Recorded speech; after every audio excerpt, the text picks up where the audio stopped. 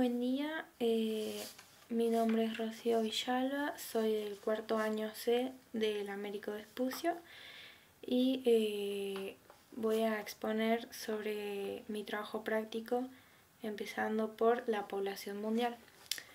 En la consigna dice incorporar una imagen que represente la distribución de la población argentina y de 6 países desarrollados del mundo. Yo lo que hice fue colocar los países del mapa y le voy a empezar hablando de lo que sería la distribución de la población argentina. En la Argentina la población se distribuye de forma desigual porque la mayor parte de la población se concentra en la región central y litoral, y hay una alta concentración en zonas urbanas, que sería más del 90% de la población argentina que vive en ciudades. Las regiones más pobladas son la región pampeana, especialmente en la ciudad autónoma de Buenos Aires, el Gran Buenos Aires y Rosario, y por último Córdoba. Las regiones menos pobladas vienen siendo el noroeste, Cuyo, el norte grande y la Patagonia, y más que nada en el sur es donde menos gente habita. Bueno, ahora vamos con el punto B, que dice comparar en un cuadro las tendencias demográficas, sociocultural y económica de la población de Argentina con Estados Unidos, Argentina con China y Argentina con Brasil. Para empezar, Argentina crece poco y envejece, mientras que Estados Unidos crece por inmigración. Estados Unidos tiene mucha diversidad y una economía mucho más avanzada porque es una potencia mundial. En tendencia demográfica, Estados Unidos cuenta con un crecimiento lento y, como dije antes, alta inmigración y una muy diversa población, mientras que Argentina tiene una baja natalidad y una población en crecimiento moderado. China tiene un crecimiento controlado, un envejecimiento acelerado y un impacto de la política del hijo único. Por la sobrepoblación que existe en el país no se permite tener más de un hijo o se debe pagar una multa. Y Argentina y Brasil. Brasil crece mucho más rápido y tiene una población más joven. Ambos países son economías en desarrollo con sociedades muy diversas y urbanas. Además, Brasil cuenta con una economía emergente, una industria fuerte de exportación de alimentos y recursos naturales. Y en Argentina la economía más que nada depende de la industria agrónoma. Pasando al punto C, que dice cómo se distribuye la población en el continente asiático, africano y americano según el concepto de densidad poblacional. En Asia hay una mayor densidad de población en China, India y Japón. Las poblaciones se concentran en zonas costeras y fértiles, y hay una alta diversidad étnica, incluyendo asiáticos orientales, indios, árabes, entre otros. En África hay una mayor concentración en el norte, especialmente en la zona que viene siendo Egipto y alrededores, también en el Cuerno de África y en algunas zonas subsaharianas. La gran parte del continente tiene baja densidad debido al clima desértico y cuenta con pueblos bantúes, árabes, bereberes, entre otros.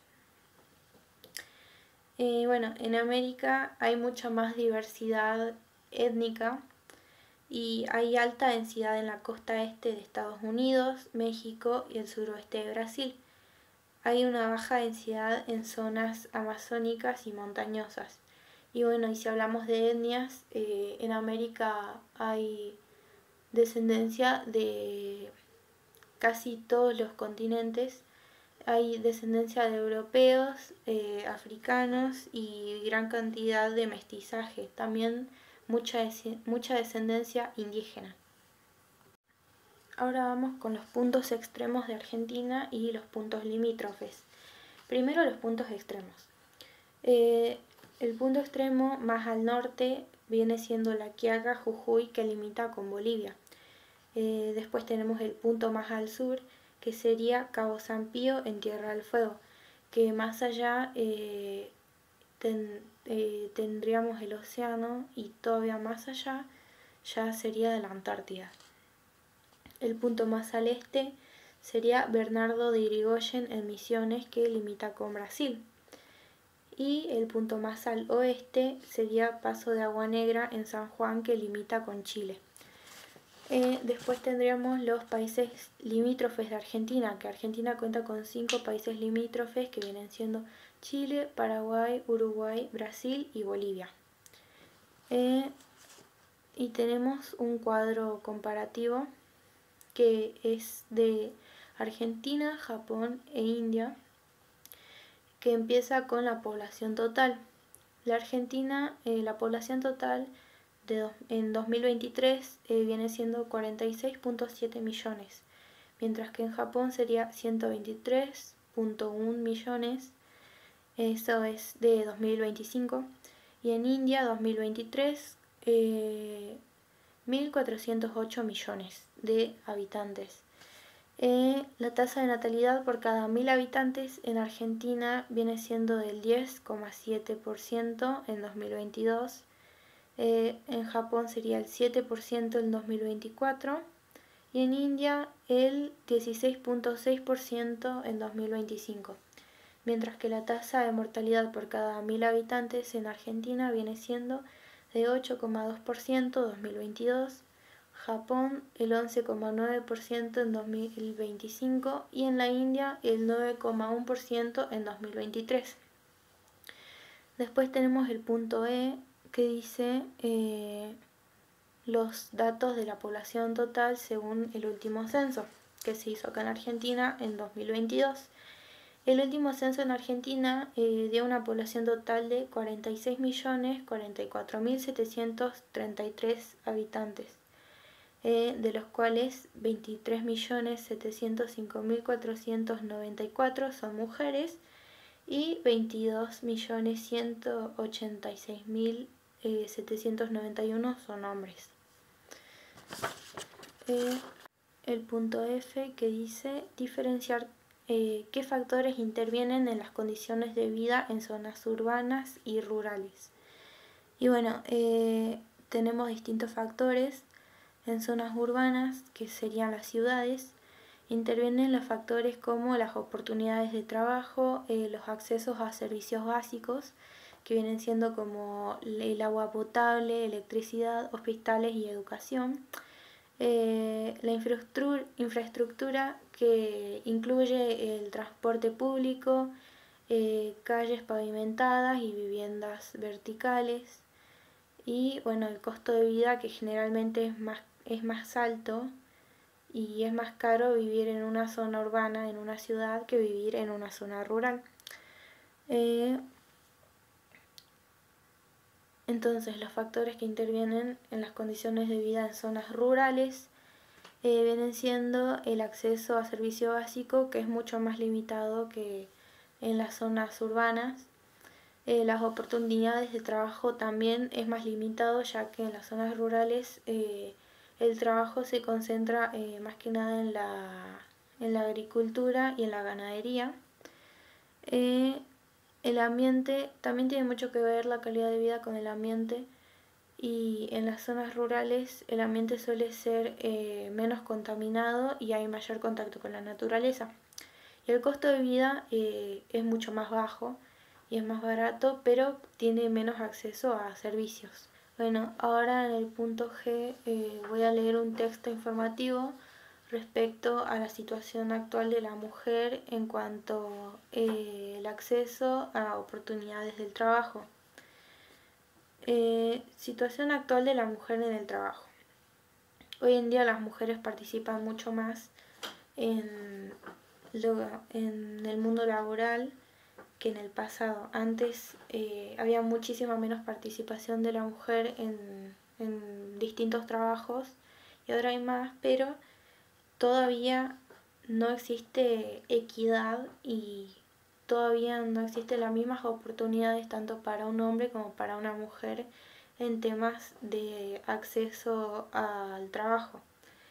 Y cada vez más mujeres ocupan cargos importantes y siguen existiendo diferencias, como digo.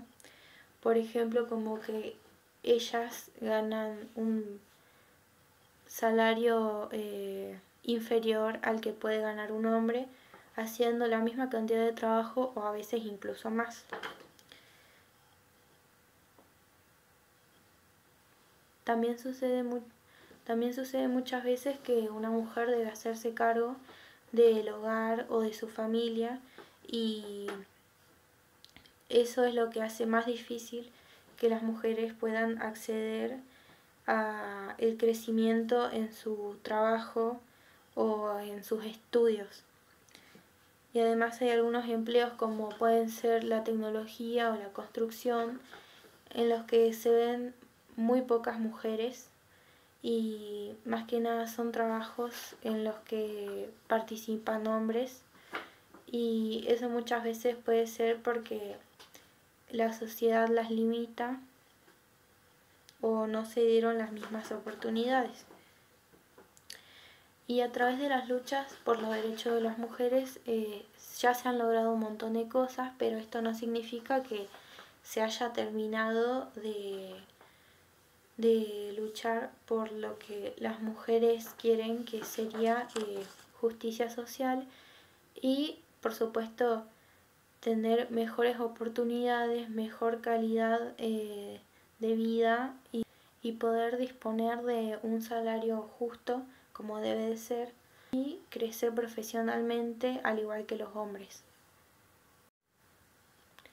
Ahora vamos a pasar con el último trabajo práctico que viene siendo el de la urbanización en las ciudades.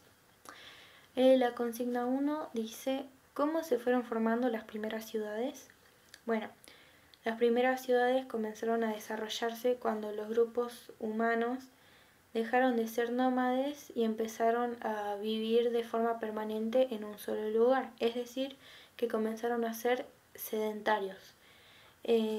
Para esto aprendieron a cultivar y a criar animales y buscaron zonas cerca de los ríos o cerca de lugares donde haya agua y allí construyeron sus hogares.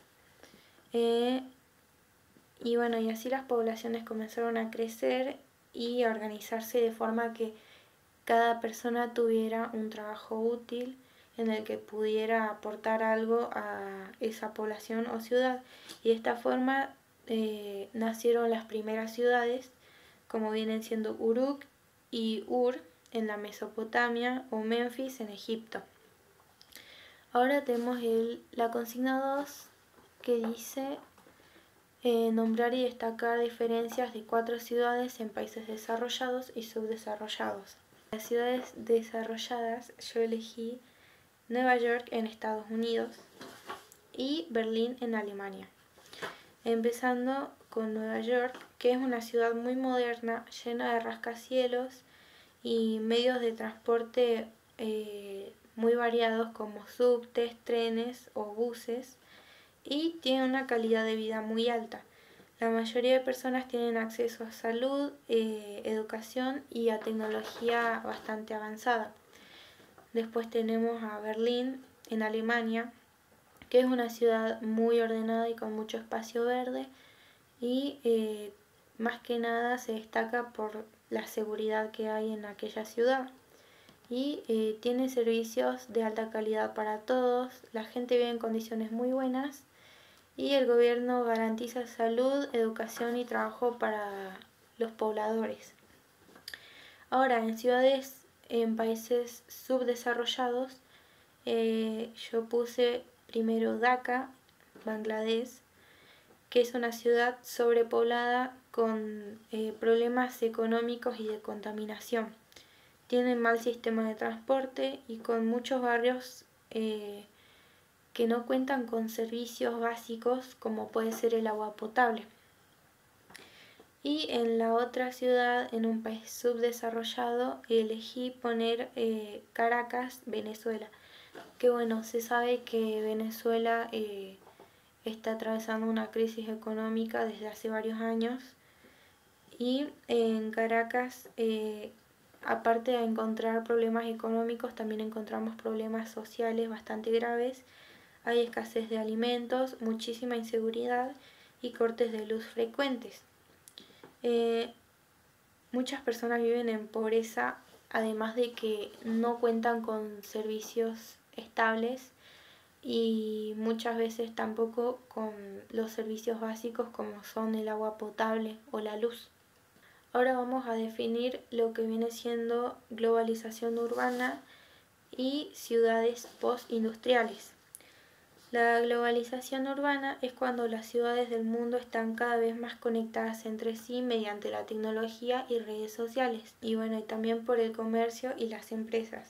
Y por esta razón algunas ciudades son tan similares en temas de cultura, comida o incluso la música. También en negocios y en moda.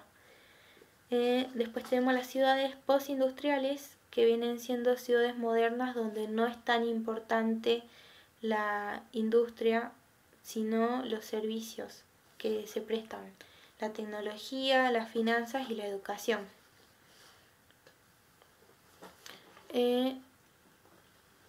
Ahora, la clasificación de las características de las ciudades en la globalización. Yo clasifiqué las características por positivas y negativas.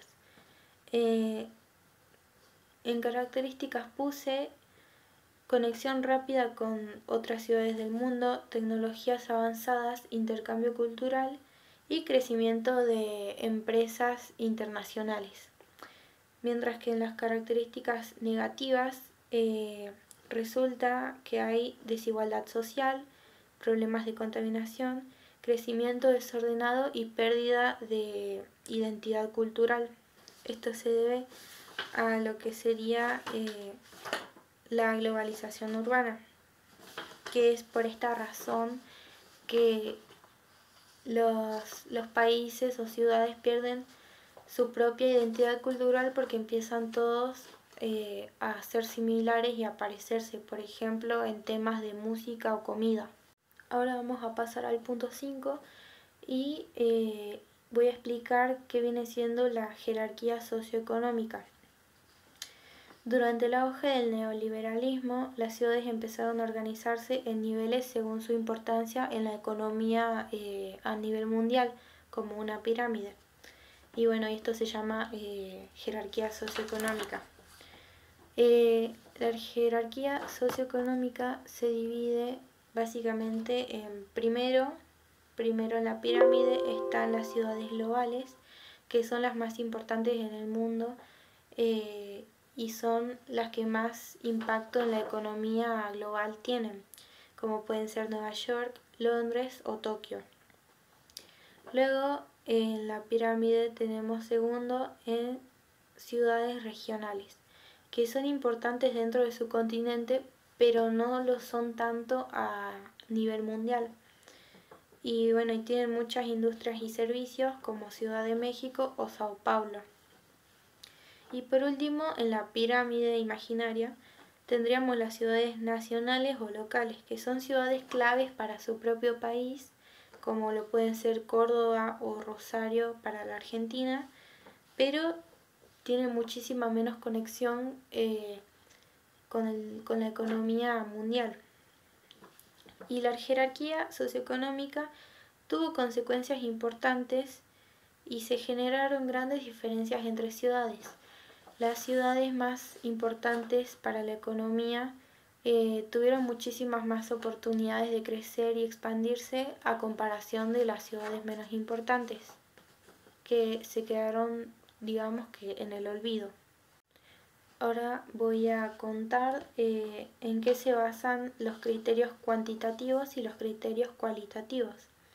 Los criterios cuantitativos se basan en números y datos medibles. Por ejemplo, la cantidad de habitantes en una ciudad o la densidad de la población. mientras que los criterios cualitativos se basan en características y actividades que se realizan en la ciudad. Por ejemplo, la mayor parte de pobladores trabaja en comercios en la zona urbana, mientras que en las zonas rurales se trabaja más en la agricultura. Ahora voy a contar sobre los elementos que forman las ciudades, que vienen siendo la infraestructura como calles, avenidas, transportes, puentes y edificios. Después tenemos los espacios públicos, que pueden ser parques, plazas, hospitales o escuelas. Otro elemento que forma las ciudades son las zonas urbanas, que son las zonas más comerciales, industrializadas y las zonas residenciales. Y por último, los servicios básicos como pueden ser el agua potable, la salud o la luz, y también las cloacas.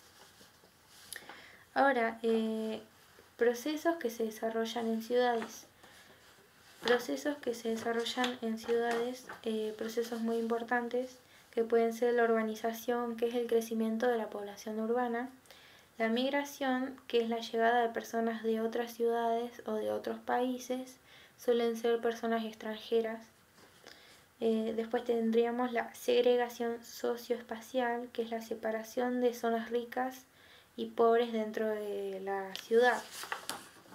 Que esto también tiene mucho que ver con la desigualdad que hay dependiendo de las zonas, desigualdad social y económica. Y por último tendríamos la expansión urbana, que es cuando la ciudad crece hacia las afueras y ocupa más territorio. Vamos con el punto 7, que es un cuadro con las diferencias entre los espacios urbanos y rurales. Empezando con la densidad de población. En los espacios urbanos la densidad de población es alta, mientras que en las zonas rurales es mucho más baja. El tamaño en los espacios urbanos suelen ser grande y en los espacios rurales pequeños. El paisaje predomina el paisaje urbanizado, mientras que en el rural hay relación directa entre el hombre y los medios naturales. Parcelamiento. En los espacios urbanos las parcelas son más pequeñas, mientras que en los espacios rurales las parcelas son mucho más grandes, hay mucho más espacio. Actividad económica predominante.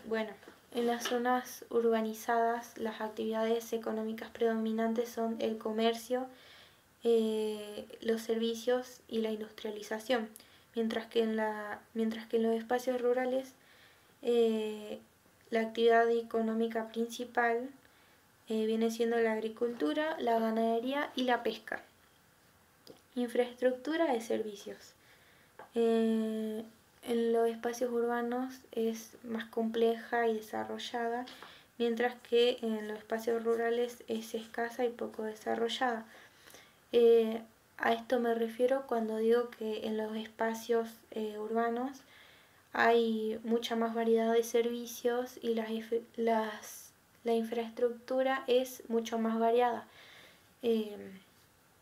por temas de que hay muchos más edificios, las calles pueden estar pavimentadas o simplemente contar con los servicios básicos como las cloacas, mientras que en los espacios rurales esto es muy escaso y no está desarrollado de la misma forma que en los espacios urbanos.